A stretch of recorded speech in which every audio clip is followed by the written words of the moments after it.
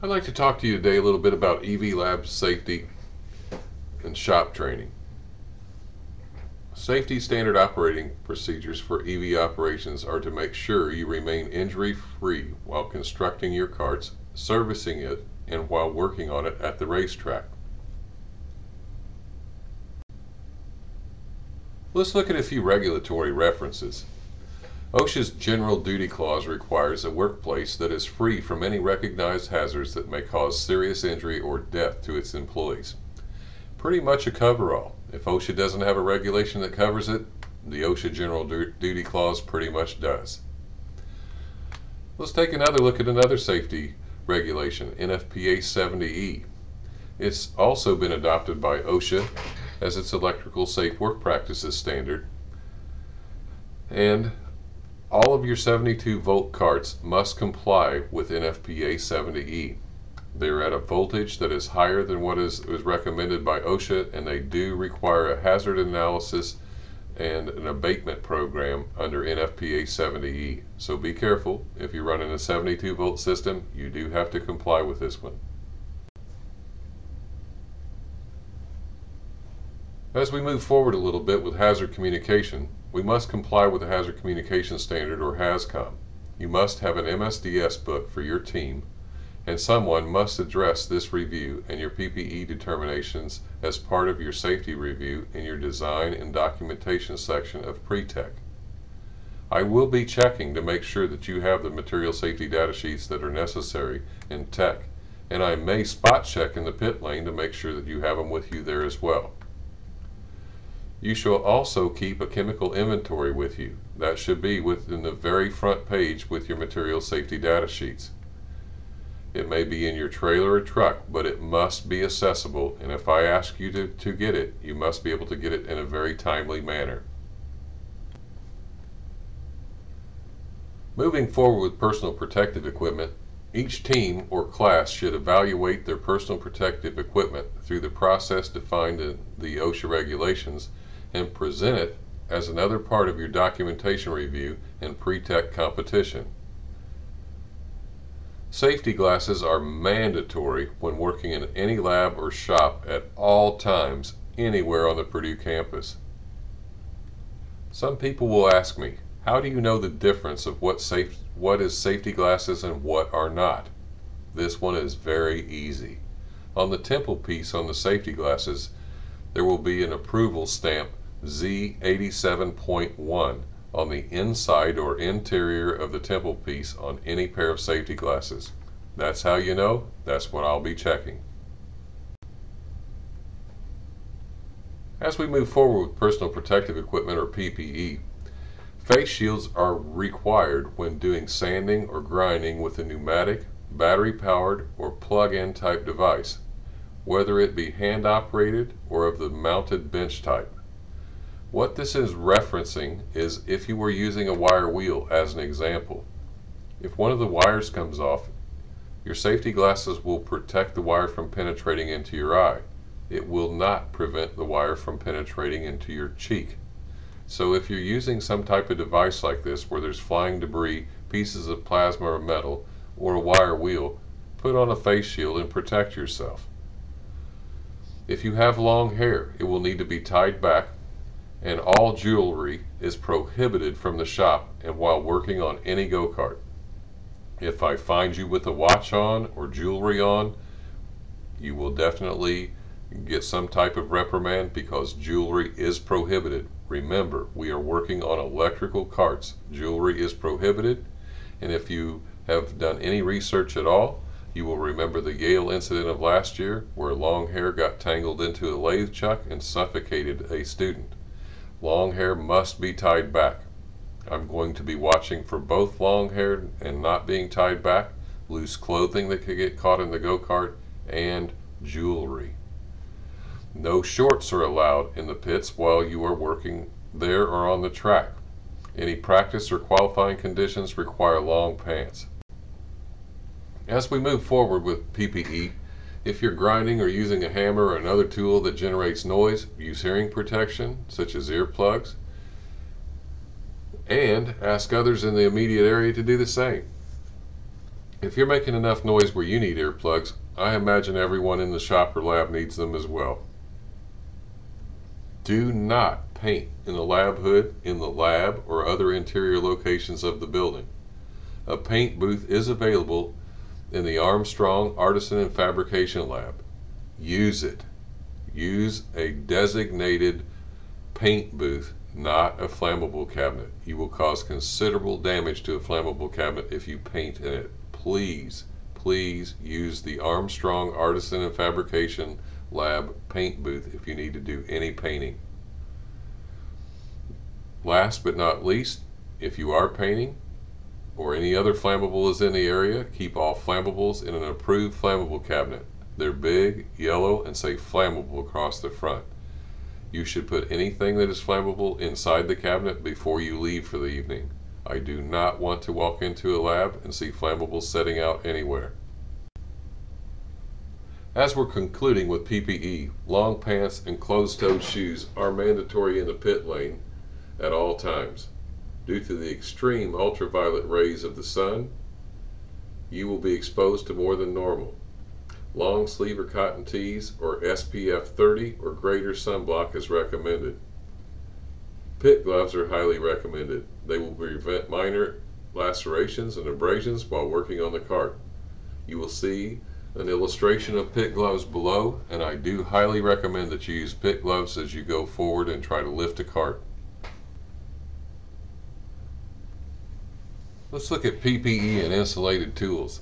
Many composite toe shock hazard protection shoes are available at Walmart and many other stores. 72-volt teams should consider this as an option for hazard abatement. They have electrical shock shoes that are specific for electricians and electrical work. Take a look the next time you're at Walmart.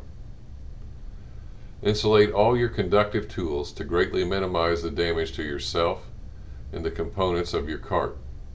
When you see that flash or that arc, when you take a wrench, stick it down in, and it shorts between positive and negative, when you see that big arc, well, hot molten plasma flies from that as well, and it will burn you. Insulated screwdrivers are already being used in the engineering labs and are readily available at any of the hardware stores. As we're moving forward with PPE, safety is not a request but a requirement for participation in the EV Grand Prix. Most of the tool insulation can be done by simply picking up a can of the plastic tool handle dip that is readily available and dip or coat your metallic tools with it. And if you coat the whole tool, as an example, on the box end of the wrench, you trim it out of the inside of the box end and you have a fully insulated wrench. Plasti dip has been around for about 30 years. It's very, very common, easy to get a hold of in probably any hardware store, and that's probably one of your cheapest routes to insulate your tools. However, if you're just full of sponsorship money and you want to go out and buy composite tools that are specific for working on electrical and hybrid vehicles, feel free to do so. It's highly recommended, but they're very expensive. The last option is you can wrap or cover the metallic surfaces with electrical tape. Well, now they've come out with a new tape by Loctite that doesn't have an adhesive on it that actually bonds to itself. It's about 2 inches wide, and you just simply wrap it around and around the wrench. The nice thing about the Loctite insulating material is when you're finished, you unwrap it and there's no sticky debris left on your tool. Let's talk for a minute about your safety plan. Each EV race team, or when you're in industry, your design team, should appoint a safety or regulatory officer. This individual should be responsible to develop the team's safety plan and present it in pre-tech. The team should always keep safety as the highest priority. And testing anywhere except the Purdue track is prohibited, and the violation would result in disqualification from the event and 1 year suspension for all team members of that team. So again, please do not test anywhere other than the Purdue track unless authorized by myself, the Director of Race Operations. Let's take a look at hand tool safety. Each lab deputy or professor in charge should be putting systems in place in every lab to make sure that everyone utilizing the equipment in the lab has received training to properly use the hand tool or power tool. This training should be documented with sign-off sheets and copies of the course topics. Let's address the issue of welding in the lab. Welding in the lab area can only be done if first a hot work permit is secured from REM. These are very difficult to obtain. A fire extinguisher of the proper type must be present. The welding must be performed by a trained and certified TIG welder. This would not be a student TIG welder, but it would be someone that is a professional TIG welder, is the only one that can weld on the go-kart. No cart can be taken off the Purdue campus without a written authorization and the proper paperwork completed. If you plan to remove your cart or any part of your cart off campus, please see Steve Dunlap to fill out the proper form to remove it from campus. Let's take a look at lifting. If it takes a minimum of 2 to properly lift the cart up on a stand, 3 would be much better. Lift with your legs, not your back, or we'll miss you at the track. You'll be laying at home with an injured back and it's very painful. Battery packs are heavy and most take 2 to change. If it's over 50 pounds, we recommend that it takes 2 people. There are also electric lifts available to raise the carts when you're in the lab doing some work on your cart. Please use the electric lifts when available. Let's talk a little bit about battery charging. Charging of the batteries or battery pack is prohibited without a functioning battery management system or BMS in place. Battery cell damage resulting in destruction of the battery pack and the hazards associated with unbalanced cells. The possibility of thermal runaway demand that we utilize BMS systems on charging and discharging modes of operation. And all of your chargers must be compatible with your BMS and system controller, or this will not work safely. As we move forward with battery charging, charging operations should occur in a fume hood or ventilated area for error on the side of safety. We actually charge all of the batteries in 2012 in the battery lab on the second floor of Forney. We have 2 graduate students that take care of all of the battery maintenance and charging. Allow them to do their job and they will do it for you. Wear rubber gloves or an apron when you're handling packs of batteries. Stand on a rubber mat when installing or first energizing your go-kart. And measure the temperature of the cells when possible while charging. Any infrared handheld device will work, or simply a thermometer. As we move forward with battery charging safety, follow the instructions developed by your lab manager or team safety officer. Remember, BMS systems are mandatory and must be used at all times in charging and on your cart. The selection and design specifics of your BMS and charging or operating safety procedures must be included in your design and documentation in pre-tech. Testing in the lab and at the track. Testing for the simple point of driving on the track is just not acceptable in the time we have on the course. You should have a developed testing plan for the track that breaks down your testing into segments of what you want to test and record the results. And while at the track, never turn your back on oncoming traffic.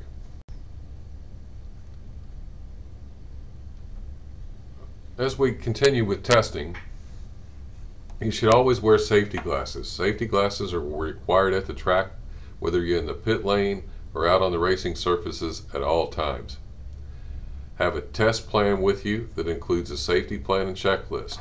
Never cross the track under green flag conditions unless okayed by an official. If you are around the infield watching your cart, you must remain on the infield at least 20 feet interior of the racing surface at all times, or you will be asked to remove yourself from that area. Concluding with testing, If using the chassis dynamometer to conduct research on energy conservation or overall performance with your given gear set, make sure you are properly trained on the equipment's use and you secure the cart very well, stronger than you would think necessary before you begin. Maintain a safe distance while running a dyno test in the lab. Some of my most common observations: battery terminal lugs coming loose and resulting in high heat generation. What this is caused from is people tightening the terminal bolts too loose, and they've actually damaged some of the threads in the batteries. We need to find the correct Loctite to solve the problem. Loose terminal connections produce a lot of heat, and that's probably one of our #1 causes of concern and incident at the track is loose terminal connections. We also have overheating motors and contactors. If a motor overheats, as it starts to catch fire, it's about 400 degrees. If you have unbalanced cells, that will affect your on-track performance. Our PhD students have balanced all of your cells. They have matched them perfectly. Please do not try to second guess them. Discharging any of your batteries too low causes serious damage to the battery cells, as does overcharging by using the incorrect chargers or methods. Be safe, learn, and have fun. That's what racing is all about. Racing is one sport that requires many different disciplines, as you will see. From physics, business, liberal arts, engineering, all disciplines, and technology. All disciplines apply to racing EV go-karts. The networking and hands-on skills that are added to your skill sets are priceless. You will use them the rest of your career. The chance to understand how much safety is a part of the automobile or racing industry is one thing that will always make you stand out from your peers in the business world of tomorrow. Thank you again for your time and watching this video and making sure that you're going to be safe in the lab. Please go to the following link to finish your quiz. If you have any questions, please feel free to contact me. My contact information is below. Thank you very much again. Have a great time, have a great spring, and I hope to see you at the racetrack.